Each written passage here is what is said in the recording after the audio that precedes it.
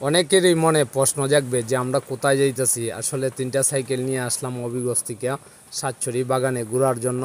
তাই আপনারাও চাইলে আসতে পারেন। আসলে অবশ্যই ভাই দেখতে পারবেন সাতছড়ি বাগানের কি ভিউ। তো এইদিকে দেখেন বানর আসলো ফালমাইরা। তো একটা চিপস দেওয়া আছিল। তো এখানে অনেক বানর, যদি আপনাদের বাচ্চা কাচ্চা নিয়ে আসেন অবশ্যই মজা পাবেন দেখলে। তো দেখেন এখানে বানরে কিন্তু চিপসটারে আফরে খাইয়ে নিতেছে। সাইডে বাইডে অনেক বানর আছে, তারা সাবাস করে আসে নাই, ওই আসছে।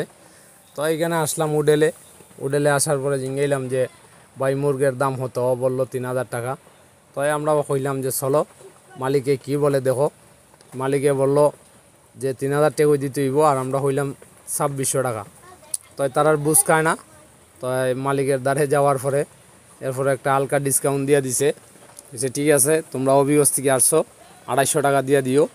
তো এইখানে কিন্তু একজন বড় ভাইয়ের খুব পরিচিত, সে এইখানে প্রতিদিন যায়, রিঙ্কন ভাই। তো আমরা খুব একটা মায়া করছে, অনেক ভালো লাগছে। আসলে এই হোটেলের মালিক অসাধারণ ভালো।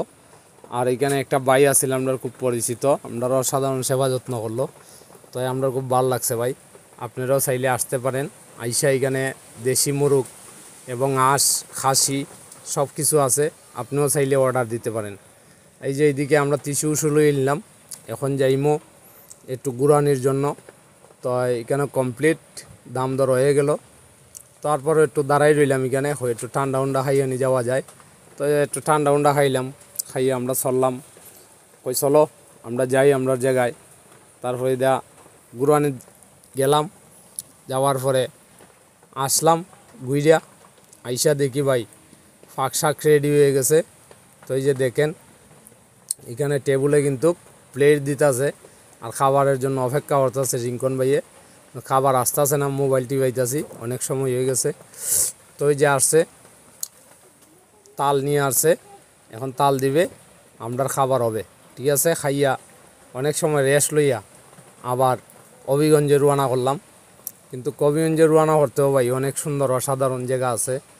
যেমন আপনি আসতে পারেন এই বাগানে, সাইডে বাইডে যাইতে পারেন, কোনো সমস্যা নাই। তো ভিডিওটা এই পর্যন্তই, সবাই একটু শেয়ার করে দিবেন।